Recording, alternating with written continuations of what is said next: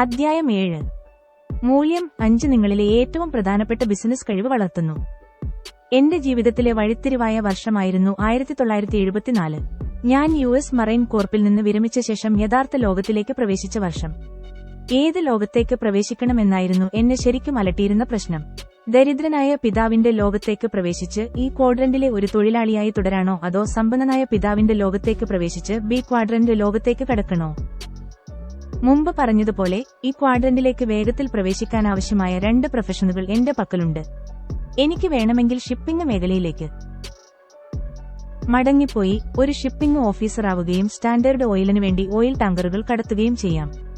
അല്ലെങ്കിൽ എന്റെ പല സഹപാഠികളെയും പോലെ ഒരു കെമേഴ്സ്യൽ പൈലറ്റാകാം. 2 പ്രൊഫഷനുകളും ഏറെ ആകർഷണീയമാണ്. എന്നാൽ തുടർന്നുള്ള ജീവിതത്തിൽ ഒരു പൈലറ്റോ ഷിപ്പിംഗ് ഓഫീസറോ ആകാൻ എനിക്കാഗ്രഹമില്ലായിരുന്നു. ആ ദിവസങ്ങൾ കഴിഞ്ഞു പോയവയാണ്.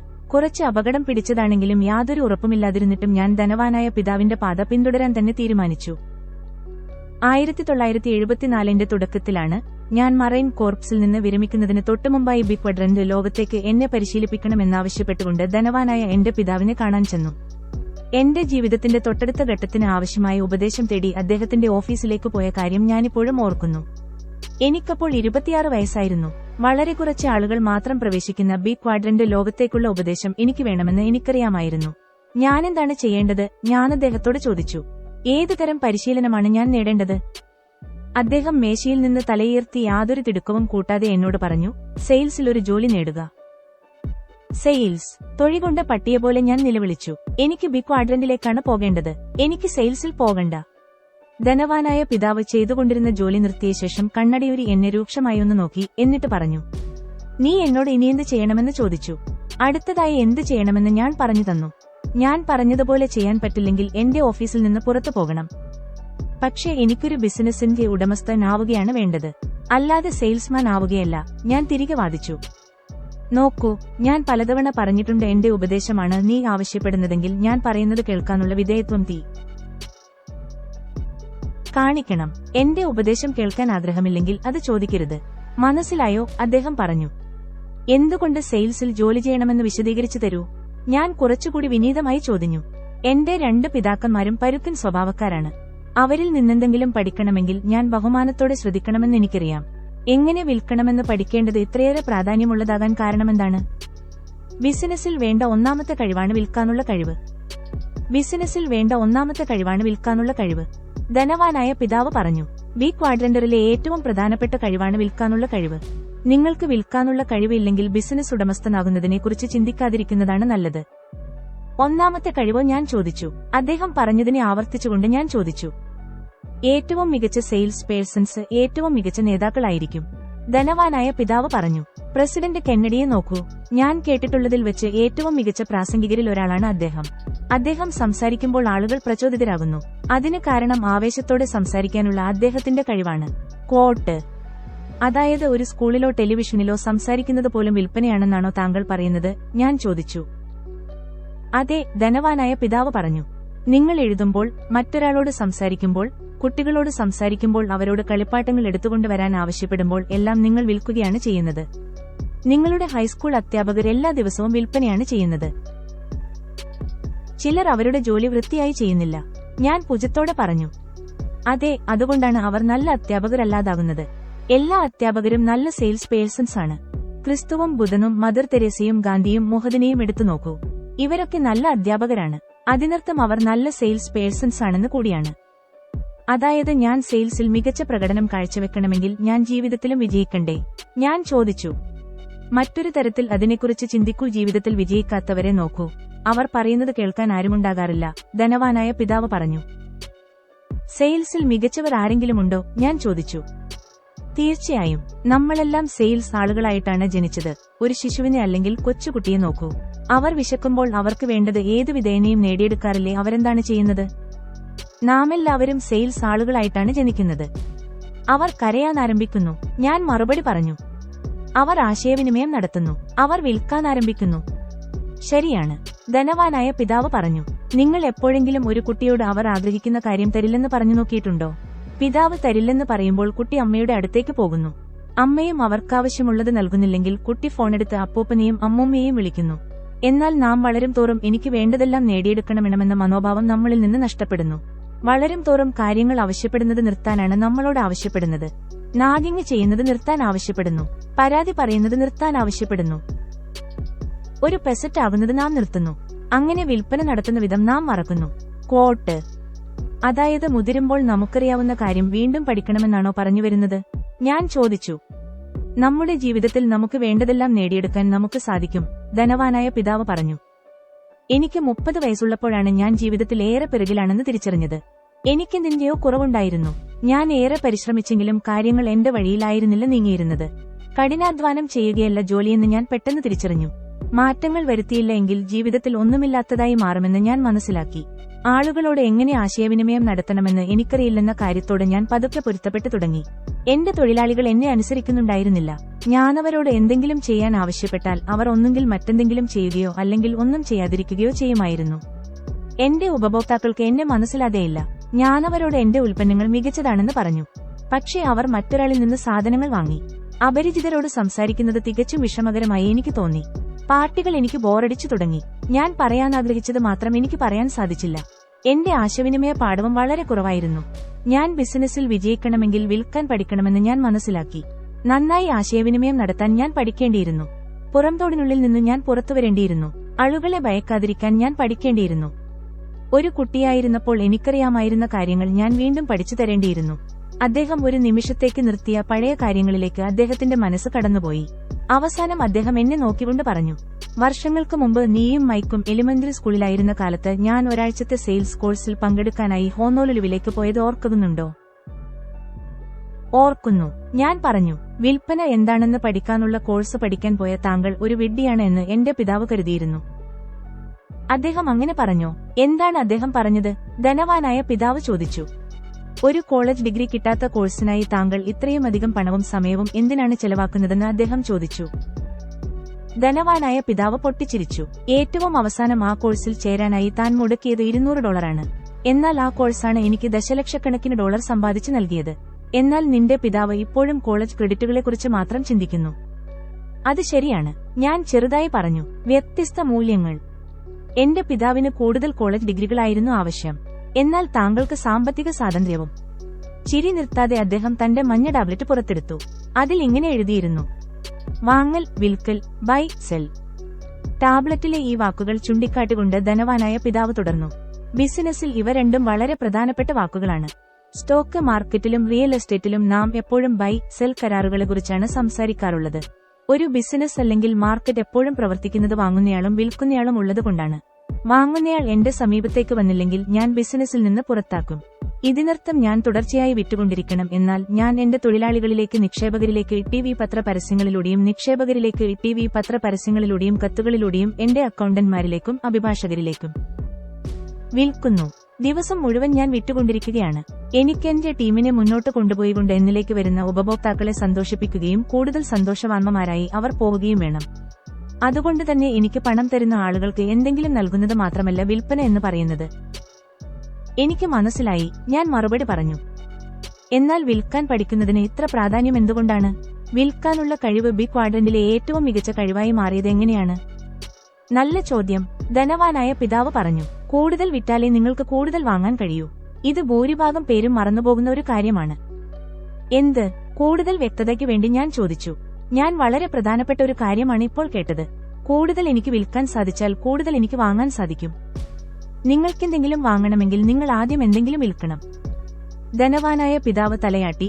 ഞാൻ പഠിക്കുന്നതും പറയുന്നതും എന്താണ് എന്ന് ചിന്തിക്കാൻ എന്നെ അനുവദിച്ചുകൊണ്ട് അദ്ദേഹം തലയാട്ടി. നിങ്ങൾക്ക് വിൽക്കാൻ കഴിയുന്നത്ര മാത്രമേ നിങ്ങൾക്ക് വാങ്ങാൻ സാധിക്കുകയുള്ളൂ.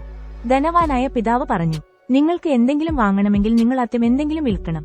അതുകൊണ്ടാണ് വിൽക്കാനുള്ള നിങ്ങളുടെ കഴിവ് ഏറ്റവും പ്രധാനപ്പെട്ടതാകുന്നത്. നിങ്ങളെന്തെങ്കിലും വാങ്ങുന്നതിന് മുമ്പ് നിങ്ങൾ എന്തെങ്കിലും വിൽക്കണം. അതായത്, വിൽക്കാനൊന്നുമില്ലെങ്കിൽ എനിക്കൊന്നും വാങ്ങാൻ സാധിക്കില്ലേ? ഞാൻ ചോദിച്ചു. തലയാട്ടികൊണ്ട് ധനവാനായ പിതാവ് പറഞ്ഞു. ദരിദ്രരായ ആളുകൾ ദരിദ്രരായി തുടരുന്നത് അവർക്കൊന്നും വിൽക്കാനാകാത്തതുകൊണ്ടാണ്, അല്ലെങ്കിൽ അവർക്കൊന്നും വിൽക്കാനില്ലാത്തതുകൊണ്ടാണ്. ദരിദ്ര രാഷ്ട്രങ്ങളുടെ കാര്യത്തിലും ഇത് തന്നെയാണ് സത്യം. ഒരു ദരിദ്ര രാഷ്ട്രം എന്ന് പറയുന്നത് വിൽക്കാനൊന്നുമില്ലാത്ത, അല്ലെങ്കിൽ അവർക്കുള്ളത് വിൽക്കാൻ സാധിക്കാത്ത രാഷ്ട്രങ്ങളാണ്. ആളുകളുടെ കാര്യത്തിലും ഇത് ശരിയാണ്. കഴിവുള്ള ധാരാളം ആളുകളുണ്ട്, പക്ഷേ അവർക്ക് അവരുടെ കഴിവുകൾ വിൽക്കാൻ സാധിക്കുകയില്ല. ടൺ കണക്കിന് ചരക്കുണ്ടായിട്ടും ഒന്നും വിൽക്കാൻ കഴിയാത്ത ബിസിനസിന് പുറത്താണ്. ഒരു ബിസിനസ് നിലനിൽപ്പിനായി പൊരുതുന്നു എന്ന് പറയുമ്പോൾ അതിനർത്ഥം ആ ബിസിനസിന്റെ നേതാവിന് വിൽക്കാനറിയില്ല എന്നാണ്. അവ സ്മാർട്ടായിരിക്കാം, പക്ഷേ ആശയവിനിമയത്തിൽ പരാജയമായിരിക്കും. കോർപ്പറേറ്റ് ലോകത്തേക്ക് എത്താൻ സാധിക്കാത്ത ധാരാളം മധ്യവർഗ മനോഭാവക്കാരെ ഞാൻ കണ്ടിട്ടുണ്ട്. അതിനുള്ള പ്രധാന കാരണം അവർക്ക് വിൽക്കാനറിയില്ല എന്നതാണ്. തങ്ങളുടെ ബിസിനസ്സിലെ സ്ത്രീയെയും പുരുഷനെയും കണ്ടെത്താൻ സാധിക്കാത്തത് മൂലം. ഒറ്റയ്ക്ക് കഴിയുന്ന എത്ര പുരുഷന്മാരെയും സ്ത്രീകളെയും നിങ്ങൾക്കറിയാം. അതിനുള്ള കാരണം അവർ എത്ര നല്ല വ്യക്തികളാണെന്ന് കമ്മ്യൂണിക്കേറ്റ് ചെയ്യുന്നതിൽ പരാജയപ്പെട്ടു പോകുന്നതാണ്. അതായത് ഞാനൊരു പെൺകുട്ടിയെ ഡേറ്റ് ചെയ്യാൻ വിളിക്കുന്നതും ഒരു തരം വിൽപ്പനയാണെന്നാണോ പറഞ്ഞുവരുന്നത്? വളരെ പ്രധാനപ്പെട്ട ഒരു വിൽപ്പനയാണത്, ധനികനായ പിതാവ് പറഞ്ഞു. ലേഖോ ധാരാളം ഏകാന്തരും ദരിദ്രരുമായ മനുഷ്യർ ചേർന്നതാണ്. ഇതിന് കാരണം അവർ വിൽപ്പനയെക്കുറിച്ച് ഒരിക്കലും ചിന്തിച്ചിട്ടേയില്ലെന്നതാണ്. എങ്ങനെ കമ്മ്യൂണിക്കേറ്റ് ചെയ്യണമെന്ന്, തിരസ്കരിക്കപ്പെടുമെന്ന ഭയത്തെ എങ്ങനെ മറികടക്കണമെന്ന്, തിരസ്കരിക്കപ്പെട്ട ശേഷവും എങ്ങനെ എഴുന്നേറ്റ് നിൽക്കണമെന്ന് അവർക്കറിയാത്തതിനാലാണ്. അതായത് ജീവിതത്തിന്റെ ഓരോ ഘട്ടത്തെയും വിൽപ്പന ബാധിക്കുന്നു. ഞാൻ കൂട്ടിച്ചേർത്തു. അതെ, ശരിയാണ്. അതുകൊണ്ടാണ് എങ്ങനെ വിൽക്കണമെന്ന് പഠിക്കാനായി ഞാൻ വർഷങ്ങൾക്ക് മുൻപ് എന്റെ അവസാനത്തെ ഡോളർ ചെലവാക്കിയത്. ഇന്ന് പിതാവിനേക്കാൾ കൂടുതൽ പണം എനിക്കുണ്ട്. കാരണം അദ്ദേഹത്തിനുള്ളത് കോളേജ് ക്രെഡിറ്റുകൾ മാത്രമാണ്. എനിക്ക് മികച്ച രീതിയിൽ വിൽപ്പന നടത്താനുള്ള കഴിവും. അതുകൊണ്ടാണ് ഞാൻ നിന്നോട് പറഞ്ഞത്, മികച്ച ബിസിനസ്സുകാരനാകണമെങ്കിൽ എങ്ങനെ വിൽക്കണമെന്ന് പഠിച്ചിട്ട് വരാൻ, ഒപ്പം വിൽക്കാനുള്ള കഴിവ് മെച്ചപ്പെടുത്തിക്കൊണ്ടേയിരിക്കുക.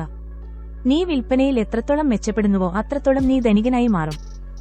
ധനികനായ പിതാവ് തന്റെ അക്കൗണ്ടന്റ് ഒരു സ്ഥിരശമ്പളത്തിനായി അദ്ദേഹത്തിന്റെ പ്രൊഫഷണൽ കഴിവ് തനിക്ക് വിൽക്കുകയാണ് എന്ന് എനിക്ക് വിശദീകരിച്ചു തന്നു. ഒരാൾ ഒരു ജോലിക്ക് അപേക്ഷിക്കുമ്പോൾ അവൾ അവരുടെ പ്രൊഫഷണൽ കഴിവുകളാണ് വിൽക്കുന്നതെന്ന് അദ്ദേഹം പറഞ്ഞു. എല്ലാവരും എന്തെങ്കിലും വിൽക്കുന്നുണ്ട്, അദ്ദേഹം കൂട്ടിച്ചേർത്തു. നീ നിന്റെ വീട്ടിലെത്തുമ്പോൾ അവിടെ നിന്നും നിനക്കുള്ളതെല്ലാം, stew, refrigerator, sofa, television, bed എല്ലാം ആരെങ്കിലും നിനക്ക് വിറ്റതാണ്. തെരുവിലേക്ക് ഇറങ്ങിയാൽ നിനക്ക് കാണാൻ സാധിക്കുന്നവയെല്ലാം നോക്കൂ. നിനക്കുള്ളതെല്ലാം ആരെങ്കിലും നിനക്ക് വിറ്റാണോ, അല്ലെങ്കിൽ നീ മോഷ്ടിച്ചതാണോ? മോഷ്ടിച്ചതാണെങ്കിൽ എന്റെ ഓഫീസിൽ നിന്ന് ഇറങ്ങിപ്പോവുക. കാരണം ഞാൻ മോഷ്ടാക്കളുമായിട്ടല്ല, വിൽക്കുന്നവരുമായിട്ടാണ് ബിസിനസ് ചെയ്യുന്നത്. ബിസിനസ്സിലെ ഒരു പ്രധാനപ്പെട്ട കാര്യമാണ് വിൽപ്പനയെന്ന് ഞാൻ തിരിച്ചറിഞ്ഞിരുന്നില്ല. ഞാൻ പറഞ്ഞു, എനിക്ക് ധനികനാകണമെങ്കിൽ എങ്ങനെ വിൽക്കണമെന്ന് ഞാൻ തിരിച്ചറിഞ്ഞിരുന്നില്ല. ജീവിതത്തിൽ വിജയിക്കണമെന്ന് ആഗ്രഹിക്കുന്നുവെങ്കിൽ എങ്ങനെ വിൽക്കണമെന്ന് നിങ്ങൾ പഠിച്ചിരിക്കണം. ധനികനായ പിതാവ് പറഞ്ഞു. യഥാർത്ഥ ലോകത്തേക്ക് നോക്കൂ. തിരഞ്ഞെടുപ്പിൽ ജയിക്കുന്ന രാഷ്ട്രീയ നേതാക്കൾ മികച്ച കച്ചവടക്കാരാണ്. വിജയിച്ച ഭൂരിഭാഗം മതനേതാക്കളും മികച്ച കച്ചവടക്കാരാണ്. കുട്ടികൾ ജനിക്കുന്നത് തന്നെ കച്ചവടക്കാരായിട്ടാണ്. മനസ്സിലായോ? മനസ്സിലായി, ഞാൻ പറഞ്ഞു. പക്ഷേ വിൽപ്പന എനിക്ക് ഭയമാണ്. സത്യം പറഞ്ഞപ്പോൾ ധനികനായ പിതാവ് കുറച്ചുനേരം നിശബ്ദനായി. സത്യം പറഞ്ഞതിന് നന്ദി. അവസാനം അദ്ദേഹം പറഞ്ഞു, ഭൂരിഭാഗം പേരും വിൽപ്പനയെ ഭയക്കുന്നവരാണ്. ഭൂരിഭാഗം പേരും തിരസ്കരിക്കപ്പെടുന്നതിന് ഭയക്കുന്നു. ഭയത്തെ അംഗീകരിക്കുന്നതിന് പകരം ഞാനൊരു വിദ്യാസമ്പന്നനായ പ്രൊഫഷണലാണ്, അല്ലാതെ സെയിൽസ് മാനല്ല എന്ന് തുടങ്ങി പലരും കച്ചവടക്കാരെക്കുറിച്ച് മോശമായി സംസാരിക്കുകയാണ് ചെയ്യുന്നത്. അതായത് ആളുകൾ അവരുടെ ഭയത്തെക്കുറിച്ച് പറയുകയാണ് എന്നാണോ താങ്കൾ പറയുന്നത്? അതായത് വിൽപ്പന തങ്ങളെക്കാൾ താഴെയാണ് എന്ന് അവർ അഭിനയിക്കുന്നു? ഞാൻ ചോദിച്ചു. അതേ, വിൽക്കുന്നതിന് ഭയക്കുന്ന പലരും ഇത് അംഗീകരിച്ചു തരികയില്ല. അതുകൊണ്ട് തന്നെ വിൽക്കുന്നവരെയും ആ പ്രൊഫഷനെയും അവർ ചെറുതായി കാണുന്നു, ധനികനായ പിതാവ് പറഞ്ഞു. ഇങ്ങനെ ചെയ്യുന്നവർ സാധാരണ ദരിദ്രരായ ആളുകളായിരിക്കും, പ്രത്യേകിച്ച് ജീവിതത്തിന്റെ ഒന്നോ രണ്ടോ മേഖലകളിൽ. സാധാരണയായി വ്യക്തി വിജയവും സ്നേഹനവുമാണ് ഈ മേഖലകൾ. വിൽക്കാൻ കഴിവില്ലാത്ത ആളുകൾ എപ്പോഴും അവരുടെ ശരാശരിക്ക് താഴെ ജീവിക്കുന്നവരായിരിക്കും. വിൽക്കുന്നവരിൽ നിന്ന് വാങ്ങുകയും മിച്ചം പിടിച്ച് ജീവിക്കുകയും ചെയ്യുന്നു. കാരണം വിൽക്കാൻ അവർക്ക് ഭയമാണ്. അവരുടെ ഭയവും വിൽക്കാനുള്ള കഴിവില്ലായ്മയും അവരെ ദരിദ്രരായി തുടരാൻ കാരണമാകുന്നു. പക്ഷേ തിരസ്കരണത്തെ ഭൂരിഭാഗം പേരും ഭയപ്പെടുന്നില്ലേ? ഞാൻ ചോദിച്ചു. തങ്ങളുടെ ജീവിതത്തെ നയിക്കാൻ ഭയത്തെ അനുവദിക്കുന്നതിന് പകരം ആളുകൾ അവരുടെ ഭയത്തെ അതിജീവിക്കാൻ പഠിക്കുന്നു. അതെ, തീർച്ചയായും, ധനികനായ പിതാവ് പറഞ്ഞു. അതുകൊണ്ടാണ് ജീവിതത്തിൽ വിജയിച്ചവരിൽ ഭൂരിഭാഗവും ഭയം തങ്ങളുടെ ജീവിതത്തെ നിയന്ത്രിക്കാൻ അനുവദിക്കാതെ അതിനെ അതിജീവിക്കുന്നത്. അതുകൊണ്ടാണ് സെയിൽസ് കോഴ്സ് ചെയ്യാനായി പണം ചെലവാക്കി ഹോണോലുലുവിലേക്ക് പോയത്. ഇതുകൂടാതെ ഞാൻ എനിക്ക് നൽകിയ അതേ ഉപദേശമാണ് നിനക്കും നൽകുന്നത്. എന്റെ ഉപദേശം വിൽപ്പന പഠിക്കാനാണ്. ഞാനൊരിക്കൽ കൂടി പറയുന്നു, ഒരാൾ ദരിദ്രനും പരാജിതനും ഏകനുമായി തുടരുന്നുവെങ്കിൽ അതിന് കാരണം അയാൾ വിൽപ്പനയിൽ പരാജയമായതിനാലാണ്. നിങ്ങൾക്ക് ആവശ്യമുള്ളത് വേണമെങ്കിൽ നിങ്ങൾ ആദ്യം എന്തെങ്കിലും വിൽക്കണം. അതായത് എനിക്ക് വിൽക്കാൻ അറിയാമെങ്കിൽ എനിക്ക് ആവശ്യമുള്ളതെന്തും വാങ്ങാൻ സാധിക്കും. ധനികനായ പിതാവ് തലയാട്ടിക്കൊണ്ട് തുടർന്നു. അതുകൊണ്ടാണ് വിൽപ്പന ഒരു പ്രധാനപ്പെട്ട കഴിവായി മാറിയത്. വിൽക്കുന്നതെങ്ങനെയെന്ന് പഠിക്കാൻ തയ്യാറാണോ? ഞാൻ വിൽപ്പന ആരംഭിക്കുന്നു. ആ സംഭാഷണത്തിന് ശേഷം ഞാൻ ധനികനായ പിതാവിന്റെ ഉപദേശം സ്വീകരിക്കാൻ തീരുമാനിക്കുകയും പെട്ടെന്ന് തന്നെ IBMലും സിറോക്സിലും ഒരു ജോലിക്കായി അപേക്ഷിക്കുകയും ചെയ്തു. ഈ 2 കമ്പനികളിലും ഞാൻ അപേക്ഷിക്കാൻ കാരണം അവരുടെ ശമ്പള പാക്കേജ് ആയിരുന്നില്ല, പകരം അവരുടെ സെയിൽസ് ട്രെയിനിംഗ് ആയിരുന്നു. പല നെറ്റ്വർക്ക് മാർക്കറ്റിംഗ് കമ്പനികളും അവരുടെ ആളുകൾക്കായി മികച്ച പരിശീലന പരിപാടികൾ സംഘടിപ്പിക്കാറുണ്ട്. എന്നെ സംബന്ധിച്ചിടത്തോളം വിൽക്കാൻ പഠിച്ചത്, തിരസ്കാരങ്ങളെ അതിജീവിക്കാൻ പഠിച്ചത്, എന്റെ പോയിന്റിലേക്ക് എത്താൻ പഠിച്ചത് ഒക്കെ ഞാൻ നേടിയ മികച്ച വിദ്യാഭ്യാസമാണ്. വിൽക്കാൻ പഠിച്ചതാണ് എന്റെ ജീവിതത്തെ മാറ്റിമറിച്ചത്. വിൽക്കാൻ പഠിച്ചതാണ് എന്റെ ജീവിതത്തെ മാറ്റിമറിച്ചത്. നിങ്ങളുടെ ഉള്ളിലെ വിജയിയെ പുറത്തു കൊണ്ടുവരിക. വിൽക്കാൻ പഠിക്കുന്നതിനേക്കാൾ മുകളിലാണ് സെയിൽസ് പരിശീലനം. സിറോക്സിലെ എന്റെ തുടക്കകാലത്ത് ഞാൻ വലിയ നാണക്കാരനായിരുന്നു. സിറോക്സിൽ മികച്ച പരിശീലനം ലഭിച്ചിരുന്നുവെങ്കിലും എന്റെ ഭയം എന്നെ വാതിലിൽ മുട്ടിവിളിക്കുന്നതിൽ നിന്നും എന്നെ പിന്തിരിപ്പിച്ചു. ഇപ്പോഴും ആ ഭയങ്ങൾ എന്നിൽ തന്നെയുണ്ട്. വ്യത്യാസം എന്തെന്നാൽ ക്രമേണ എന്റെ വ്യക്തിപരമായ ഭയങ്ങളെ അതിജീവിക്കാനുള്ള ആത്മവിശ്വാസം എനിക്ക് ലഭിക്കുകയും ഞാൻ ഫോണിൽ വിളിക്കാൻ അല്ലെങ്കിൽ വാതിലിൽ മുട്ടിവിളിക്കാൻ തുടങ്ങുകയും ചെയ്തു. എന്റെ വ്യക്തിപരമായ ഭയങ്ങളെ അതിജീവിക്കാൻ ഞാൻ പഠിച്ചില്ലായിരുന്നുവെങ്കിൽ എന്റെയുള്ളിലെ പരാജിതൻ വിജയിക്കുമായിരുന്നു. ധനികനായ പിതാവ് എപ്പോഴും പറയുമായിരുന്നു, നമ്മുടെ ഉള്ളിൽ എപ്പോഴും ഒരു ധനികനും ദരിദ്രനുമുണ്ട്, ഒരു വിജയിയും പരാജിതനുമുണ്ട്. ഓരോ തവണ നാം ഭയപ്പെടുമ്പോഴും നമ്മുടെ സംശയങ്ങൾ അല്ലെങ്കിൽ ആത്മാഭിമാനക്കുറവ് വിജയിക്കുന്നു. നമ്മുടെ ഉള്ളിലെ പരാജിതൻ വിജയിക്കുന്നു. വിൽക്കാൻ പഠിക്കുന്നത് നമ്മുടെ ഉള്ളിലെ വിജയിയെ പുറത്തു കൊണ്ടുവരുന്നു. നെറ്റ്വർക്ക് മാർക്കറ്റിംഗിന്റെ സൗന്ദര്യം എന്ന് പറയുന്നത് നിങ്ങളുടെ ഭയത്തെ അഭിമുഖീകരിക്കാൻ, അതിനെ നേരിടാൻ, അതിജീവിക്കാൻ, അതുവഴി നിങ്ങളിലെ വിജയിയെ പുറത്തു കൊണ്ടുവരാൻ സാധിക്കുന്നു എന്നതാണ്. നിങ്ങൾ പഠിച്ചുകൊണ്ടിരിക്കുന്ന അത്രയും കാലം നേതാക്കൾ സംയമനത്തോടെ കാത്തിരിക്കും എന്നതാണ് നെറ്റ്വർക്ക് മാർക്കറ്റിംഗിന്റെ മെച്ചം. യഥാർത്ഥ ബിസിനസ് ലോകത്ത് 3 മുതൽ 6 മാസത്തിനുള്ളിൽ നിങ്ങൾ വിറ്റു തുടങ്ങിയില്ലെങ്കിൽ നിങ്ങൾ ജോലിയിൽ നിന്നും പുറത്താണ്. സിറോക്സ് കുറച്ചുകൂടി ഉദാരമായിരുന്നു. അവർ പഠിക്കാനായി 1 വർഷവും പ്രൊബേഷനായി മറ്റൊരു വർഷവും എനിക്ക് നൽകി. ആ 2 വർഷമില്ലായിരുന്നുവെങ്കിൽ ഞാൻ ജോലിയിൽ നിന്നും പുറത്താകുമെന്ന് എനിക്കറിയാമായിരുന്നു. അവസാനം പുറത്താകുന്നതിന് തൊട്ടുമുൻപ് എന്റെ ആത്മവിശ്വാസം വർദ്ധിക്കുകയും വിൽപ്പന മെച്ചപ്പെടുകയും ചെയ്തു. 2 വർഷത്തിനു ശേഷം സ്ഥിരമായി ഞാൻ കമ്പനിയിൽ വിൽപ്പനയിൽ 1-ാം സ്ഥാനത്തോ 2-ാം സ്ഥാനത്തോ എത്തിക്കൊണ്ടിരുന്നു. ശമ്പളം വർദ്ധിക്കുന്നതിനേക്കാൾ എന്റെ ആത്മാഭിമാനം പുനർനിർമ്മിക്കുന്നതിലായിരുന്നു എനിക്ക് താൽപര്യം. എനിക്ക് മടക്കിക്കെട്ടിയ ആത്മവിശ്വാസവും ആത്മാഭിമാനവും വിലമതിക്കാനാകാത്തതാണ്. ദശലക്ഷക്കണക്കിന് ഡോളർ സമ്പാദിക്കാൻ ഇതെന്നെ സഹായിക്കുന്നു. അതിന് ഞാൻ സിറോക്സസ് കോർപ്പറേഷനോടും എന്നെ വിൽപ്പന പഠിപ്പിച്ച സ്റ്റാഫുകളോടും ഞാനേറെ കടപ്പെട്ടിരിക്കുന്നു. പക്ഷേ ഏറെ പ്രധാനപ്പെട്ട കാര്യം എന്റെ ഉള്ളിലെ പിശാചുക്കളെ, സംശയങ്ങളെ, ഭയങ്ങളെ അതിജീവിക്കാൻ സാധിച്ചു എന്നതാണ്. ഇന്ന് ഞാൻ നെറ്റ്വർക്ക് മാർക്കറ്റിംഗ് ശക്തമായി നിർദ്ദേശിക്കാൻ കാരണം സിറോക്സ് കോർപ്പറേഷൻ അന്ന് എനിക്ക് നൽകിയ പോലെ നിങ്ങളുടെ ആത്മവിശ്വാസം പുനർനിർമ്മിക്കുവാനും ശക്തിപ്പെടുത്തുവാനുമുള്ള അവസരം ഈ മേഖല വാഗ്ദാനം ചെയ്യുന്നു എന്നതിനാലാണ്. സെയിൽസ് പരിശീലനം എന്റെ സ്വപ്നത്തിലെ സ്ത്രീയെ എനിക്ക് കാട്ടിത്തന്നു. അനുബന്ധമായി കുറിക്കട്ടെ, വിൽക്കാൻ എനിക്ക് കഴിവില്ലായിരുന്നുവെങ്കിൽ, അതിലുപരി ആത്മവിശ്വാസമില്ലായിരുന്നുവെങ്കിൽ എന്റെ സ്വപ്നത്തിലെ സ്ത്രീയെ വിവാഹം കഴിക്കുവാൻ സാധിക്കുമായിരുന്നോ എന്ന് സംശയമാണ്. എന്റെ ഭാര്യ കിമ്മിനെ ഞാനാദ്യം കണ്ടുമുട്ടിയപ്പോൾ ഈ ലോകത്തിലെ ഏറ്റവും സുന്ദരിയായ സ്ത്രീ അവളാണ് എന്ന് എനിക്ക് തോന്നി. ഇന്നും അവൾക്കേറെ സൗന്ദര്യമുണ്ടെന്ന് എനിക്ക് തോന്നാറുണ്ട്. കാരണം പുറമേ കാണുന്നതിലും ഏറെ അവൾ ഉള്ളിൽ സുന്ദരിയാണ്. ആദ്യം അവളെ കണ്ടപ്പോൾ എനിക്കൊന്നും മിണ്ടാൻ സാധിച്ചില്ല. അവൾക്കടുത്തേക്ക് എഴുന്നേറ്റ് ചെല്ലാൻ ഞാൻ ഭയന്നു. എന്നിരുന്നാലും എങ്ങനെ എന്റെ ഭയത്തെ അതിജീവിക്കണമെന്ന എന്റെ സെയിൽസ് പരിശീലനം അവിടെ തുണയായി. സാധാരണ ഞാൻ ചെയ്യാറുള്ളതുപോലെ റൂമിൽ ഒളിച്ചിരിക്കുകയോ ടേബിളിന് പിന്നിൽ മറഞ്ഞിരുന്ന് അവരെ തുറിച്ചു നോക്കുകയോ അവളോട് മിണ്ടാതിരിക്കുകയോ ചെയ്യാതെ എനിക്കിഷ്ടപ്പെട്ട സ്ത്രീയെ കണ്ടപ്പോൾ ഞാൻ ധൈര്യത്തോടെ മുന്നോട്ട് ചെന്ന് ഹായ് പറഞ്ഞു. എന്റെ സെയിൽസ് പരിശീലനം എനിക്ക് തുണയായി. കിം തിരിഞ്ഞ് മനോഹരമായി പുഞ്ചിരിച്ചു. ആ നിമിഷം ഞാൻ അവളുമായി പ്രേമത്തിലായി. അവൾ വളരെ സൗഹാർദ്ദശീലിയും സുന്ദരിയുമായിരുന്നു. എന്തിനെക്കുറിച്ചും ഞങ്ങൾക്ക് സംസാരിക്കാൻ സാധിച്ചിരുന്നു. നമുക്ക് ഒരുമിച്ച് പോകാൻ സാധിക്കുമെന്ന് എനിക്ക് തോന്നി. അവൾ എന്റെ സ്വപ്നങ്ങളിലെ സ്ത്രീ തന്നെയായിരുന്നു. എന്നാൽ കല്യാണത്തെക്കുറിച്ച് ചോദിക്കുമ്പോഴൊക്കെ അവൾ വേണ്ട എന്ന് പറഞ്ഞു. ഒരു നല്ല സെയിൽസ് മാൻ എന്ന നിലയിൽ ഞാനവളോട് വീണ്ടും വീണ്ടും ചോദിച്ചുകൊണ്ടേയിരുന്നു. അപ്പോഴെല്ലാം അവൾ വേണ്ടെന്ന് തന്നെ പറഞ്ഞു. എന്റെ ആത്മവിശ്വാസത്തിന് മുറിവേൽക്കുകയും പുരുഷനെന്ന അഹങ്കാരം മാഞ്ഞു തുടങ്ങുകയും ചെയ്തപ്പോഴും ഞാനവളോട് ചോദിച്ചു. അപ്പോഴും അവൾ ഇല്ലെന്ന് തന്നെ പറഞ്ഞു. 8 മാസത്തോളം ഇങ്ങനെ തന്നെ പോയി. ഈ 6 മാസവും അവൾ നോ എന്ന് തന്നെ പറഞ്ഞു. എന്നെക്കുറിച്ച് എനിക്ക് തന്നെയുള്ള സംശയങ്ങളെ എങ്ങനെ അതിജീവിക്കണമെന്ന് ഞാൻ പഠിച്ചിരുന്നില്ല എങ്കിൽ 6 മാസത്തോളം ഞാൻ ചോദിക്കുകയില്ലായിരുന്നു. ഉള്ളിലെനിക്ക് മുറിവേറ്റിരുന്നു. ഓരോ തവണ അവൾ നോ പറയുമ്പോഴും മുറിവേറ്റ എന്റെ ഈഗോ നക്കിത്തുടച്ചുകൊണ്ട് ഞാൻ നടന്നു മറിയും. 8 മാസത്തെ തുടർച്ചയായ നിരസിക്കലുകൾക്കൊടുവിൽ സ്വതവേ ദുർബലമായിപ്പോയ എന്റെ പുരുഷാഹങ്കാരം പൂർണ്ണമായി കാറ്റഴിച്ചുവിട്ടതുപോലെയായി. എന്നാലും ഞാൻ ചോദിച്ചുകൊണ്ടേയിരുന്നു.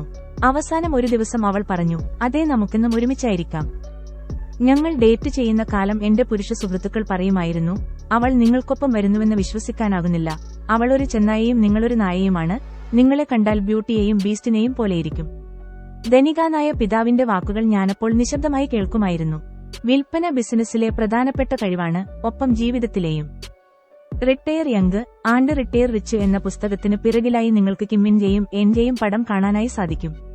കിമ്മും ഞാനും കൂടി ഫ്യൂജി ദ്വീപിൽ പോയപ്പോൾ എടുത്ത ചിത്രമായിരുന്നു അത്. ഒരു കുതിരപ്പുറത്ത് കാതോട് കാതോരം ചേർന്നുള്ള ഫോട്ടോ. കാരണമുണ്ട്. ആ ദിവസമാണ് ഞങ്ങൾ സാമ്പത്തിക സ്വാതന്ത്ര്യം നേടിയ ദിവസമായി ആഘോഷിക്കുന്നത്. ഉള്ളിന്റെയുള്ളിൽ കിമ്മില്ലാതെ എനിക്കിത് നേടിയെടുക്കാനാകില്ലെന്ന് എനിക്കറിയാമായിരുന്നു. അവളാണ് എന്റെ ജീവിതം പൂർണ്ണമാക്കിയത്. 2013 ഞങ്ങൾ 17 വർഷത്തെ ദാമ്പത്യം ആഘോഷിക്കുന്നു. തിരസ്കാരത്തിന്റെ വാക്ക്. ഒരു ദിവസം റേഡിയോയിൽ ഒരു പരസ്യം ഞാൻ കേട്ടു. ഇതൊരു നല്ല ബിസിനസ്സാണ്, ഇവിടെ വിൽപ്പനയില്ല. ഈ ജോലിയിലേക്ക് ഏതുതരം മനുഷ്യരായിരിക്കും ആകർഷിക്കപ്പെടുക? വിൽപ്പനയില്ലാത്ത വളരെ കുറച്ച് ബിസിനസ് മാത്രമുള്ളവ. ഭൂരിഭാഗം ആളുകളും വിൽപ്പനയില്ലാത്തതരം ജോലിയിലേക്കാണ് ആകർഷിക്കപ്പെടുന്നത് എന്ന് ഞാൻ പിന്നീട് മനസ്സിലാക്കി. പ്രത്യേകിച്ച് നാമെല്ലാം എന്തെങ്കിലുമൊക്കെ വിൽക്കുന്നുണ്ടെങ്കിലും ഇതിനെക്കുറിച്ച് കൂടുതൽ ചിന്തിച്ചപ്പോൾ ഭൂരിഭാഗം പേരും വിൽപ്പനയ്ക്ക് എതിരല്ല. അവരിൽ നല്ലൊരു വിഭാഗം തിരസ്കാരത്തെ ഇഷ്ടപ്പെടാത്ത ആളുകളാണ്. ഞാനും അങ്ങനെ ചെയ്തിട്ടുണ്ട്. തിരസ്കരിക്കപ്പെടുന്നതിനെ ഞാൻ വെറുക്കുന്നു. ഭൂരിഭാഗം പേരും തിരസ്കാരത്തെ വെറുക്കുന്നു. തിരസ്കാരം എന്ന വാക്കിനെ മറ്റൊരു കാഴ്ചപ്പാടിൽ നിന്ന് നോക്കിക്കാണാൻ ഞാൻ ശ്രമിക്കുന്നു. 20 വർഷങ്ങൾക്ക് മുൻപ് ഞാൻ സിറോക്സിൽ സെയിൽസ് റെപ്പ് ആയിരുന്ന കാലത്ത് ഞാൻ ധനികനായ പിതാവിന്റെ അടുക്കൽ ചെന്ന് ആളുകൾ തിരസ്കാരത്തെ വെറുക്കുന്നതായി പറഞ്ഞു. തിരസ്കാരത്തെ വെറുക്കുന്നതിനേക്കാൾ പൂർണ്ണമായി കാറ്റഴിച്ചുവിട്ടതുപോലെയായി. എന്നാലും ഞാൻ ചോദിച്ചുകൊണ്ടേയിരുന്നു. അവസാനം ഒരു ദിവസം അവൾ പറഞ്ഞു, അതേ, നമുക്കെന്നും ഒരുമിച്ചായിരിക്കാം. ഞങ്ങൾ ഡേറ്റ് ചെയ്യുന്ന കാലം എന്റെ പുരുഷ സുഹൃത്തുക്കൾ പറയുമായിരുന്നു, അവൾ നിങ്ങൾക്കൊപ്പം വരുന്നുവെന്ന് വിശ്വസിക്കാനാകുന്നില്ല. അവൾ ഒരു ചെന്നായയും നിങ്ങളൊരു നായയുമാണ്. നിങ്ങളെ കണ്ടാൽ ബ്യൂട്ടിയെയും ബീസ്റ്റിനെയും പോലെയിരിക്കും. ധനികനായ പിതാവിന്റെ വാക്കുകൾ ഞാനപ്പോൾ നിശബ്ദമായി കേൾക്കുമായിരുന്നു. വിൽപ്പന ബിസിനസ്സിലെ പ്രധാനപ്പെട്ട കഴിവാണ്, ഒപ്പം ജീവിതത്തിലെയും. Retire young and retire rich എന്ന പുസ്തകത്തിന് പിറകിലായി നിങ്ങൾക്ക് കിമ്മിന്റെയും എന്റെയും പടം കാണാനായി സാധിക്കും. കിമ്മും ഞാനും കൂടി ഫ്യൂജി ദ്വീപിൽ പോയപ്പോൾ എടുത്ത ചിത്രമായിരുന്നു അത്. ഒരു കുതിരപ്പുറത്ത് കാതോട് കാതോരം ചേർന്നുള്ള ഫോട്ടോ. കാരണമുണ്ട്. ആ ദിവസമാണ് ഞങ്ങൾ സാമ്പത്തിക സ്വാതന്ത്ര്യം നേടിയ ദിവസമായി ആഘോഷിക്കുന്നത്. ഉള്ളിന്റെയുള്ളിൽ കിമ്മില്ലാതെ എനിക്കിത് നേടിയെടുക്കാനാകില്ലെന്ന് എനിക്കറിയാമായിരുന്നു. അവളാണ് എന്റെ ജീവിതം പൂർണ്ണമാക്കിയത്.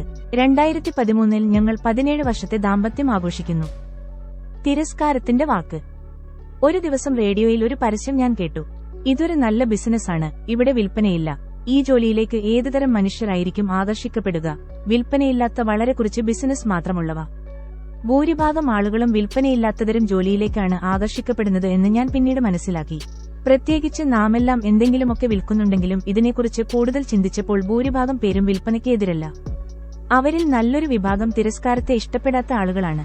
ഞാനും അങ്ങനെ ചെയ്തിട്ടുണ്ട്. തിരസ്കരിക്കപ്പെടുന്നതിനെ ഞാൻ വെറുക്കുന്നു. ഭൂരിഭാഗം പേരും തിരസ്കാരത്തെ വെറുക്കുന്നു. തിരസ്കാരം എന്ന വാക്കിനെ മറ്റൊരു കാഴ്ചപ്പാടിൽ നിന്ന് നോക്കിക്കാണാൻ ഞാൻ ശ്രമിക്കുന്നു. 20 വർഷങ്ങൾക്ക് മുൻപ് ഞാൻ സിറോക്സിൽ സെയിൽസ് റെപ്പ് ആയിരുന്ന കാലത്ത് ഞാൻ ധനികനായ പിതാവിന്റെ അടുക്കൽ ചെന്ന് ആളുകൾ തിരസ്കാരത്തെ വെറുക്കുന്നതായി പറഞ്ഞു. തിരസ്കാരത്തെ വെറുക്കുന്നതിനേക്കാൾ US പ്രസിഡന്റിനെ നോക്കൂ. 49% ആളുകൾ, ദശലക്ഷക്കണക്കിന് പേർ അദ്ദേഹത്തിനെതിരെ വോട്ട് ചെയ്യുന്നു. അതായത് അവർ അദ്ദേഹത്തെ തിരസ്കരിക്കുന്നു. നിങ്ങളെ ദശലക്ഷക്കണക്കിന് ആളുകൾ തിരസ്കരിച്ചിട്ടുണ്ടോ? ഇല്ല, ഞാൻ പറഞ്ഞു. ശരി, അങ്ങനെയാകുമ്പോൾ നീ പ്രസിദ്ധനും വിജയിയുമായി തീരും. പക്ഷേ അദ്ദേഹത്തെ ദശലക്ഷക്കണക്കിന് ആളുകൾ അംഗീകരിക്കുകയും ചെയ്യുന്നുണ്ടല്ലോ, ഞാൻ കൂട്ടിച്ചേർത്തു. അത് ശരിയാണ്. പക്ഷേ തിരസ്കാരത്തെ ഭയപ്പെടുന്ന ഒരാളായിരുന്നുവെങ്കിൽ അയാൾക്ക് എപ്പോഴെങ്കിലും പ്രസിഡന്റ് ആകാൻ സാധിക്കുമായിരുന്നോ? ധനികനായ പിതാവ് ചോദിച്ചു. ഇല്ല, എനിക്കങ്ങനെ തോന്നുന്നില്ല. അദ്ദേഹത്തെ തിരസ്കരിക്കുന്നവരെക്കാൾ കൂടുതൽ പേരുണ്ടെന്ന് എനിക്കറിയാം. ധാരാളം പേർ അദ്ദേഹത്തെ വെറുക്കുന്നു. ആളുകൾ അദ്ദേഹത്തെ കൊല്ലാൻ നടക്കുന്നതിനാൽ കൂടുതൽ സുരക്ഷ വേണ്ടിവരുന്നു. എനിക്കത്രയും സമ്മർദ്ദം താങ്ങാനാകുമെന്ന് തോന്നുന്നില്ല. അതുതന്നെയാണ് അത്തരമൊരു വിജയം, അല്ലെങ്കിൽ നിനക്ക് കഴിയുന്ന വിജയം നിനക്ക് നേടിയെടുക്കാൻ കഴിയാത്തത്. പോയിന്റ് എന്താണ് എന്ന് വെച്ചാൽ ഒരാളും തിരസ്കരിക്കപ്പെടാൻ ഇഷ്ടപ്പെടുന്നില്ല. അതുകൊണ്ട് ഈ ദിവസത്തെ പാഠം എന്ത് എന്ന് വെച്ചാൽ തിരസ്കാരത്തെ പേടിച്ച് ഓടിപ്പോകുന്നവനാണ് ഈ ഭൂമിയിൽ ഏറ്റവും കുറച്ച് വിജയിച്ച വ്യക്തി. അതിനർത്ഥം അവർ നല്ല വ്യക്തികളാണെന്നല്ല. അതിനർത്ഥം അവർ തിരസ്കരിക്കപ്പെട്ടവരുടെ അത്ര വിജയിച്ചവരല്ല എന്ന് മാത്രമാണ്. അതായത് എന്റെ ജീവിതത്തിൽ കൂടുതൽ വിജയിക്കണമെങ്കിൽ കൂടുതൽ തിരസ്കരിക്കപ്പെടാനുള്ള റിസ്ക് ഞാനെടുക്കണമെന്നാണോ? ഞാൻ ചോദിച്ചു. അതെ, ശരിയാണ്, ധനികനായ പിതാവ് പറഞ്ഞു. പോപ്പിനെ നോക്കൂ. അദ്ദേഹം വലിയ മനുഷ്യനാണ്, വലിയ മത നേതാവാണ്. എന്നിട്ടും അദ്ദേഹത്തെ ധാരാളം പേർ തിരസ്കരിക്കുന്നു. ദശലക്ഷക്കണക്കിന് ആളുകൾ അദ്ദേഹം പറയുന്നതിനെയും അദ്ദേഹത്തിന്റെ നിലപാടിനെയും എതിർക്കുന്നു. അതായത് ഒരു ഭീരുവിനെ പോലെ നടിക്കുന്നതിനും സെയിൽസ് മാനേജർ എന്നെ പറഞ്ഞുവിടുമെന്ന് ഭയക്കുന്നതിലും നല്ലത് പുറത്തേക്ക് പോവുകയും തിരസ്കരിക്കപ്പെടുകയും ചെയ്യുന്നതാണ്. അതെ, തിരസ്കരിക്കപ്പെടുന്നില്ലെങ്കിൽ നിങ്ങൾ നിശ്ചയമായും പുറത്താക്കപ്പെടും. ധനികനായ പിതാവ് പുഞ്ചിരിച്ചു. നോക്കൂ, ഒരു വിഡ്ഢിയെപ്പോലെ ഈ ലോകത്തുനിന്ന് ഓടിയൊളിക്കരുത്. മുഖമുയർത്തി ജീവിതത്തെ നേരിടുക.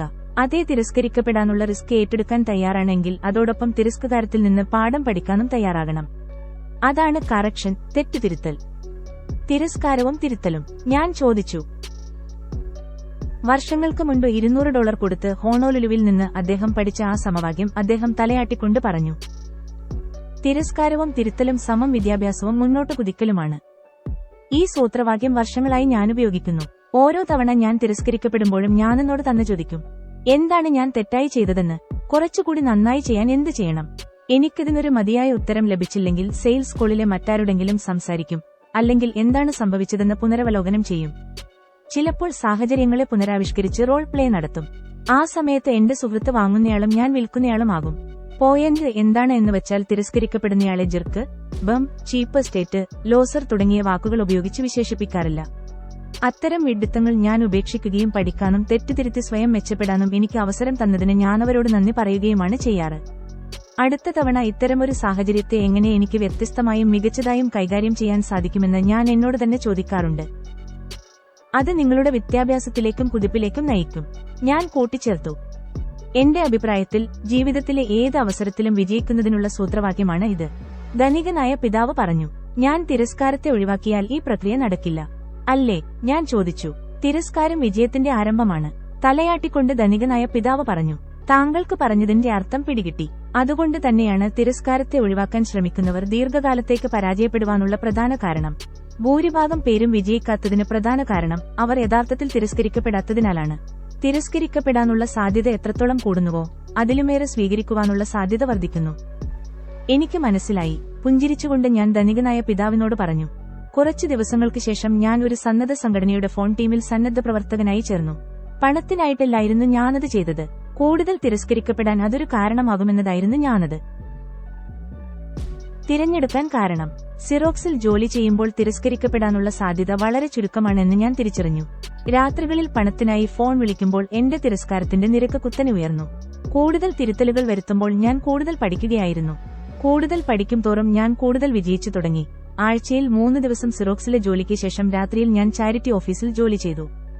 1 വർഷത്തോളം ഞാനവിടെ സൗജന്യമായി ജോലി ചെയ്തു. ആ വർഷമാണ് ഞാൻ ജോലിയിൽ നിന്ന് പുറത്താക്കപ്പെടുമായിരുന്ന അവസ്ഥയിൽ നിന്ന് അടുത്ത 2 വർഷത്തേക്ക് അവരുടെ ഏറ്റവും മികച്ച സെയിൽസ്മാനായി മാറിയത്. സിറോക്സിലെ സെയിൽസ് വിജയത്തിന് ശേഷം ഞാൻ രാജിവെക്കുകയും പാർട്ട് ടൈമായി കൊണ്ടുനടന്നിരുന്ന എന്റെ നൈലോൺ ആൻഡ് വെൽക്രോസർ വാലറ്റ് ബിസിനസ്സിലേക്ക് പൂർണ്ണമായി ഇറങ്ങുകയും ചെയ്തു. ബി ക്വാഡ്രന്റിലേക്കുള്ള എന്റെ യാത്ര ആരംഭിക്കുകയായിരുന്നു. തിരസ്കരിക്കപ്പെടാനുള്ള സാധ്യത എത്രമാത്രം നിങ്ങളെടുക്കുന്നുവോ അത്രമാത്രം നിങ്ങൾ സ്വീകാര്യനാകാനുള്ള സാധ്യതയും വർദ്ധിക്കുന്നു. 98% തിരസ്കാരം. തിരസ്കാരം എന്ന വിഷയം അവസാനിപ്പിക്കുന്നതിന് മുൻപായി ഈ വിഷയത്തിലെ ചില യാഥാർത്ഥ്യങ്ങൾ ഒന്ന് പരിചയപ്പെടുന്നത് നന്നായിരിക്കും. ഞാൻ ബിസിനസ് സ്കൂളിലായിരിക്കുമ്പോൾ എന്റെ പ്രൊഫസർമാരിൽ ഒരാൾ പറഞ്ഞത്, ബിസിനസ്സിൽ വിജയിക്കാൻ നിങ്ങൾ നിങ്ങളുടെ സമയത്തിന്റെ 51% ശരിയായിരിക്കണമെന്നാണ്. എന്റെ അഭിപ്രായത്തിൽ അത് കൃത്യമായ ഒരു വിവരമല്ല. യഥാർത്ഥത്തിൽ വിജയത്തിൽ വളരെ കുറച്ച് ശതമാനം മാത്രമേ ഉള്ളൂ എങ്കിലും ഒരു വ്യക്തിക്ക് വിജയിക്കാനായി സാധിക്കും. ഉദാഹരണത്തിന്, ഡയറക്ട് മെയിൽ ബിസിനസ്സിൽ ഒരു കമ്പനി 1 മില്യൺ മെയിൽ അയക്കുമ്പോൾ അതിൽ 2% മാത്രമാണ് പ്രതികരണം ലഭിക്കുന്നത്. അത് തന്നെ വളരെ വിജയമായിട്ടാണ് കരുതുന്നത്. അത് യഥാർത്ഥത്തിൽ 98% ആളുകളും അത് വേണ്ട എന്നാണ് പറയുന്നത്. 98% പേർ അതിനെ തിരസ്കരിച്ചാലും അതൊരു വിജയമാണ്. യഥാർത്ഥത്തിൽ മാസ മാർക്കറ്റിംഗിൽ 98% തിരസ്കാരം വലിയ വിജയമായിട്ടാണ് കണക്കാക്കുന്നത്. ഇതിൽ നിന്നുള്ള പാഠം എന്തെന്നാൽ, നിങ്ങൾക്ക് ജീവിതത്തിൽ കൂടുതൽ വിജയിക്കണമെങ്കിൽ ആദ്യം കൂടുതൽ തിരസ്കാരം ഏറ്റുവാങ്ങാനും തുടർന്ന് തിരുത്താനും തയ്യാറാവുക. നെറ്റ്വർക്ക് മാർക്കറ്റിംഗിന്റെ സൗന്ദര്യം എന്ന് പറയുന്നത്, നയിക്കുന്നവർ, നേതാക്കൾ പുറത്തേക്ക് പോവുകയും തിരസ്കാരം ഏറ്റുവാങ്ങുകയും ചെയ്യുന്നു. എന്തൊരു അവസരമാണ്! യഥാർത്ഥത്തിൽ നിങ്ങൾ ജീവിതത്തിൽ വിജയിക്കണമെന്ന് ആഗ്രഹിക്കുന്നുവെങ്കിൽ നിങ്ങളൊരു നെറ്റ്വർക്ക് മാർക്കറ്റിംഗ് കമ്പനിയിൽ ചേർന്ന് നിങ്ങളുടെ തിരസ്കരിക്കപ്പെടാനുള്ള ഭയത്തെ ഒഴിവാക്കൂ. 5 വർഷം നിങ്ങളിങ്ങനെ ചെയ്താൽ ബാക്കിയുള്ള നിങ്ങളുടെ ജീവിതം വൻ വിജയമായി തീരുമെന്ന് ഞാൻ ഉറപ്പു നൽകുന്നു. അവസാനം എനിക്കും ഇത് സംഭവിച്ചു. കൂടുതൽ തിരസ്കാരങ്ങൾ ഏറ്റുവാങ്ങാനുള്ള അവസരം ഞാൻ തേടിയതോടെ ഒരു പൊതു പ്രാസംഗികനാകാനും എന്റെ അനൗപചാരിക പരസ്യങ്ങളുമായി ടെലിവിഷനിൽ പ്രത്യക്ഷപ്പെടാനും തുടങ്ങി. ഇന്ന് ലോകത്തെ ആയിരക്കണക്കിന് ആളുകൾ എന്നെ തിരസ്കരിക്കുന്നുണ്ട്. അതിനാലാണ് ഞാൻ സമ്പന്നനായിക്കൊണ്ടിരിക്കുന്നത്. അത്യാപനവും വിൽപ്പനയും. സിറോക്സ് എനിക്ക് നൽകിയ വെല്ലുവിളികളെക്കാൾ കൂടുതലായിരുന്നു നെറ്റ്വർക്ക് മാർക്കറ്റിംഗ് എനിക്ക് നൽകിയത്. ഇത് പറയാനുള്ള കാരണം എന്തെന്നാൽ സിറോക്സിൽ നിന്ന് പഠിച്ചത് എങ്ങനെ വിൽക്കണമെന്നായിരുന്നു. നെറ്റ്വർക്ക് മാർക്കറ്റിംഗിൽ എങ്ങനെ വിൽക്കണമെന്ന് നിങ്ങൾ പഠിക്കുന്നതിനൊപ്പം എങ്ങനെ വിൽക്കണമെന്ന് നിങ്ങൾ മറ്റുള്ളവരെ പഠിപ്പിക്കുക കൂടി ചെയ്യുന്നു. നിങ്ങൾ വിൽക്കുന്നുണ്ടെങ്കിൽ പോലും വിൽക്കാൻ മറ്റുള്ളവരെ പഠിപ്പിക്കാൻ നിങ്ങൾക്ക് സാധിച്ചില്ലെങ്കിൽ നെറ്റ്വർക്ക് മാർക്കറ്റിംഗിൽ നിങ്ങൾക്ക് വിജയിക്കാൻ സാധിക്കില്ല. അതായത് നെറ്റ്വർക്ക് മാർക്കറ്റിംഗിൽ വിജയിക്കാൻ വേണ്ട പ്രധാന കാര്യം എന്ന് പറയുന്നത് നിങ്ങളൊരു നല്ല അധ്യാപകനായിരിക്കണം എന്നതാണ്. നിങ്ങൾ പഠിപ്പിക്കാൻ ഇഷ്ടപ്പെടുന്നുവെങ്കിൽ നിങ്ങൾക്ക് നെറ്റ്വർക്ക് മാർക്കറ്റിംഗിൽ നന്നായി പ്രശോഭിക്കാൻ കഴിയും. വ്യക്തിപരമായി പറഞ്ഞാൽ വെറുതെ വിൽക്കുന്നതിനും അപ്പുറം അധ്യാപനം കൂടുതൽ അംഗീകാരം കിട്ടുന്ന മേഖലയാണ്. എന്നെ സംബന്ധിച്ചിടത്തോളം നെറ്റ്വർക്ക് മാർക്കറ്റിംഗ് നിങ്ങളെ ഒരു സെയിൽസ് പേഴ്സൺ ആക്കുന്നതിനേക്കാൾ അധ്യാപകനാക്കുന്നു എന്നതാണ് ഇതിന്റെ സൗന്ദര്യം. പഠിക്കാനും പഠിപ്പിക്കാനും ഇഷ്ടപ്പെടുന്ന വ്യക്തിയാണ് നിങ്ങളെങ്കിൽ നിങ്ങൾക്ക് ചേരാവുന്ന ഏറ്റവും നല്ല ബിസിനസ്സാണ് നെറ്റ്വർക്ക് മാർക്കറ്റിംഗ് ബിസിനസ്. അതുകൊണ്ടാണ് ഈ പുസ്തകത്തിന് സഹായ മനസ്കർക്കുള്ള ബിസിനസ് സ്കൂൾ എന്ന് പേരിട്ടത്. സെയിൽസ് മാനേജർമാർ വിൽക്കുന്നില്ല, അവർ പഠിപ്പിക്കുന്നു. വിവിധ നെറ്റ്വർക്ക് മാർക്കറ്റിംഗ് ബിസിനസ്സുകളെക്കുറിച്ചുള്ള മാർക്കറ്റ് റിസർച്ച് നടത്തുമ്പോൾ വളരെ കഠിനമായി ജോലി ചെയ്യുന്ന നിരവധി പേരെ ഞാൻ പരിചയപ്പെട്ടിരുന്നു. അവർക്ക് വിൽക്കാൻ സാധിച്ചിരുന്നുവെങ്കിലും ബിസിനസ്സിൽ വിജയിക്കാൻ സാധിച്ചിരുന്നില്ല. ഇതിന് കാരണം വിൽക്കാൻ ആഗ്രഹിക്കാത്തവർക്കാണ് അവർ സാധനങ്ങൾ വിറ്റിരുന്നത് എന്നതാണ്. ഉദാഹരണത്തിന്, ഞാനൊരു മീറ്റിംഗിന് പോയപ്പോൾ ഒരു പുതിയ ബിസിനസ് ഉടമസ്ഥൻ അയാളുടെ നിരവധി സുഹൃത്തുക്കളെ പുതിയ ബിസിനസ് അവസരം പരിചയപ്പെടുത്താനായി ക്ഷണിച്ചിരുന്നു. ഞാൻ പ്രസന്റേഷൻ ശ്രദ്ധിക്കുമ്പോൾ മനസ്സിലാക്കിയ കാര്യം പ്രസന്റേഷൻ നടത്തിയത് മുഴുവൻ ബിസിനസ് ഉടമസ്ഥന്റെ തൊട്ടുമുകളിലുള്ള സ്പോൺസറാണ്. പുതിയ ബിസിനസ് ഉടമസ്ഥൻ ഒന്നും മിണ്ടിയില്ല. തൊട്ട് മുകളിലെ ലീഡർ നിങ്ങളെ വിൽക്കുന്നതെങ്ങനെയെന്ന് പഠിപ്പിച്ചിരുന്നോ എന്ന് ഞാൻ മീറ്റിംഗിന് ശേഷം അദ്ദേഹത്തോട് ചോദിച്ചു. ഇല്ല എന്ന് അദ്ദേഹം മറുപടി പറഞ്ഞു. എന്റെ തൊട്ടുമുകളിലുള്ള ആളിന് ആളുകളെ എത്തിക്കുകയാണ് ഞങ്ങൾ ചെയ്യുന്നത്. അദ്ദേഹം മാത്രമാണ് വിൽക്കുന്നത്. കാരണം അദ്ദേഹമാണ് മികച്ച സെയിൽസ് പേഴ്സൺ. അവിടെ വച്ചാണ് ഈ നെറ്റ്വർക്ക് മാർക്കറ്റിംഗ് കമ്പനിയുടെ വിദ്യാഭ്യാസ സമ്പ്രദായത്തിൽ വീഴ്ചയുണ്ടെന്ന് ഞാൻ മനസ്സിലാക്കുന്നത്. ആദ്യത്തേത് പരിശീലനം ഒരു തമാശ പരിപാടിയായിരുന്നു. ഈ കമ്പനിക്ക് വായിക്കേണ്ട പുസ്തകങ്ങളുടെ ഒരു പട്ടികയുണ്ട്. എന്നാൽ ആരും പുസ്തകങ്ങളൊന്നും വായിച്ചിരുന്നില്ല. രണ്ടാമത്തേത് അവർക്ക് വേണ്ടത് ആളുകൾ ബിസിനസ് തുടങ്ങി അതിലേക്ക് അവരുടെ സുഹൃത്തുക്കളെയും കുടുംബാംഗങ്ങളെയും ചേർക്കുക എന്നതാണ്. അങ്ങനെ മികച്ച സെയിൽസ് പേഴ്സൺമാർക്ക് ഈ ആളുകളിലേക്ക് വിൽക്കാം. അതൊരു ബിസിനസ് സ്കൂൾ ആയിരുന്നില്ല, അതൊരു സെയിൽസ് സ്കൂൾ ആയിരുന്നു. ഞാൻ സിറോക്സസിലായിരിക്കുമ്പോൾ എന്റെ സെയിൽസ് മാനേജരായിരുന്ന ചാർലി റോബിൻസൺ എനിക്ക് കിട്ടിയ മികച്ച അധ്യാപകരിൽ ഒരാളായിരുന്നു. ഞാൻ അപ്പോയിന്റ്മെന്റുകൾ എടുക്കുകയും സെയിൽസ് കോളുകളിൽ ചാർലി എനിക്കൊപ്പം ഉണ്ടായിരിക്കുകയും ചെയ്യും. എന്നാൽ കോൾ സമയത്ത് അദ്ദേഹം വളരെ കുറച്ച് മാത്രമേ സംസാരിക്കുകയുള്ളൂ. സംസാരത്തിനു ശേഷം ഓഫീസിൽ മടങ്ങിയെത്തുന്ന ഞങ്ങൾ സെയിൽസ് പ്രസന്റേഷൻ വിലയിരുത്തുമായിരുന്നു. എന്റെ ശക്തിയും ദൗർബല്യവും ഞങ്ങൾ ചർച്ച ചെയ്യും. പണത്തിനും തിരുത്തലുകൾക്കും ശേഷം എന്റെ സെയിൽസ് കഴിവ് മെച്ചപ്പെടുത്താനായി ചാർലി നിരവധി സെയിൽസ് ട്രെയിനിങ് ഡ്രില്ലുകൾ നടത്തും. പ്രത്യേകിച്ച് തിരസ്കാരത്തെ അതിജീവിക്കാനുള്ള കഴിവിൽ. അങ്ങനെയാണ് ഞാനൊരു സെയിൽസ് പേഴ്സൺ ആയത്. എനിക്ക് മികച്ച അധ്യാപകർ ഉണ്ടായിരുന്നു എന്നതാണ് ഞാനൊരു സെയിൽസ് പേഴ്സൺ ആകാൻ കാരണം. ഒരു മികച്ച സെയിൽസ്മാനായിരുന്ന അദ്ദേഹം സെയിൽസ് മാനേജർ ആയപ്പോൾ ഒരു മികച്ച അധ്യാപകനായി. അതുകൊണ്ടാണ് അദ്ദേഹം എന്റെ സെയിൽസ് കോളുകൾ നിശബ്ദനായി ഇരുന്നത്. നിശബ്ദനായി ഇരുന്നുകൊണ്ട് തെറ്റുകൾ വരുത്താൻ അദ്ദേഹം എന്നെ അനുവദിക്കുകയായിരുന്നുവെന്ന് ക്രമേണ അദ്ദേഹം തന്നെ എനിക്ക് കാട്ടിത്തന്നു. സന്ദേശം എന്താണെന്ന് വെച്ചാൽ, നെറ്റ്വർക്ക് മാർക്കറ്റിംഗ് വിജയിക്കണമെങ്കിൽ ചാർലി റോബിൻസണിനെ പോലെ ആകണം. ഒരു നല്ല സെയിൽസ് പേഴ്സൺ നല്ല അധ്യാപകൻ കൂടി ആയിരിക്കും. ഒരിക്കൽ നിങ്ങളെ പഠിച്ചാൽ നിങ്ങളുടെ സ്വപ്നത്തിലെ ബിസിനസ് സത്യമാകുന്നത് കാണാം. സെയിൽസ് ഡോഗുകൾ. ധനികനായ പിതാവിന്റെ ഉപദേശകനും വർഷങ്ങളായി ഞാൻ വിട്ടുകൊണ്ടിരിക്കുന്ന സെയിൽസ് ഡോഗ് എന്ന പുസ്തകത്തിന്റെ രചയിതാവും 20 വർഷമായി എന്റെ അടുത്ത സുഹൃത്തുമാണ് ബ്ലെയർ സിംഗർ. ഞങ്ങൾ രണ്ടുപേരും ഹവായിയിലെ ജൂനിയർ സെയിൽസ് റെപ്രസെന്റേറ്റീവുമായിട്ടാണ് തുടങ്ങിയത്. ഞാൻ സിറോക്സിൽ ചേർന്നപ്പോൾ തന്നെ അദ്ദേഹം ഇപ്പോൾ യൂണിസിസ് എന്നറിയപ്പെടുന്ന ബറോ കോർപ്പറേഷനിൽ ചേർന്നു. ഞങ്ങൾ രണ്ടുപേരും കോർപ്പറേറ്റ് സെയിൽസ് പരിശീലനം നടത്തി. മിക്ക നെറ്റ്വർക്ക് മാർക്കറ്റിംഗ് ഉടമസ്ഥരും വിൽക്കാൻ പഠിക്കുന്നുണ്ടെങ്കിലും അവർ പരാജയപ്പെടാൻ കാരണം മികച്ച സെയിൽസ് മാനേജർമാർ ആകുന്നതിലെ പരാജയമാണെന്ന് ഞാനും ബ്ലെയറും നിരീക്ഷിച്ചു. കോർപ്പറേറ്റ് അമേരിക്കയിൽ സെയിൽസ് മാനേജർമാർ ശരിക്കും സെയിൽസ് ആളുകൾ അയക്കില്ല, പകരം അധ്യാപകരാണ്. സെയിൽസ് ഡോഗ്സ് എന്ന തന്റെ പുസ്തകത്തിൽ ഏത് സെയിൽസ് സ്ഥാപനത്തിലും കാണാവുന്ന വിവിധതരം സെയിൽസ് ആളുകളെക്കുറിച്ച് ബ്ലെയർ പറയുന്നുണ്ട്. ഓരോരുത്തരെയും എങ്ങനെ വ്യത്യസ്തമായി പരിശീലിപ്പിക്കണമെന്നും അദ്ദേഹം പുസ്തകത്തിൽ പറയുന്നു. നെറ്റ്വർക്ക് മാർക്കറ്റിംഗ് ബിസിനസ്സിൽ ബിസിനസ് പരിശീലനം വളരെ പ്രധാനപ്പെട്ടതാണ്. കാരണം എങ്ങനെ വിൽക്കണമെന്ന് നിങ്ങൾ പഠിക്കുക മാത്രമല്ല, മറ്റുള്ളവരെ വിൽക്കാൻ പഠിപ്പിക്കുക കൂടിയാണ് ചെയ്യുന്നത്. വിൽക്കാൻ മറ്റൊരാളെ പഠിപ്പിച്ചില്ലെങ്കിൽ നിങ്ങൾക്ക് നെറ്റ്വർക്ക് മാർക്കറ്റിംഗിൽ വിജയിക്കാനാകില്ല, ബ്ലെയർ പറയുന്നു. ക്രെഡിറ്റ് കാർഡ് കടം. ഭൂരിഭാഗം പേർക്കും ക്രെഡിറ്റ് കാർഡിൽ കടമുണ്ടാകാൻ കാരണം അവർക്ക് വിൽക്കാൻ അറിയാത്തതാണ്. ആളുകൾ കടമായി സാധനങ്ങൾ വാങ്ങുമ്പോൾ യഥാർത്ഥത്തിൽ അവർ തങ്ങളുടെ ഭാവിയാണ് വിൽക്കുന്നത്. ക്രെഡിറ്റ് കാർഡ് ഉപയോഗിക്കുന്ന പല സന്ദർഭങ്ങളിലും ആളുകൾ ഇന്ന് സാധനം വാങ്ങാനായി തങ്ങളുടെ നാളെയെ വിൽക്കുകയാണ് ചെയ്യുന്നത്. ആളുകൾ ഇത്തരത്തിൽ കടമുണ്ടാകാൻ കാരണം അവർ നല്ല ബയർമാരാകാനാണ് പഠിച്ചിരിക്കുന്നത്, അല്ലാതെ നല്ല കച്ചവടക്കാരനാകാനല്ല.